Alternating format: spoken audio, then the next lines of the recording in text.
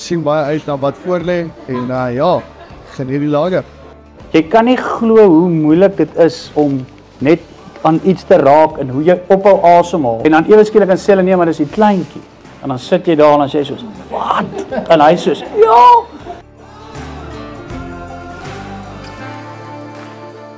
Vir my is die sukkel van die jag eintlik vir my lekker.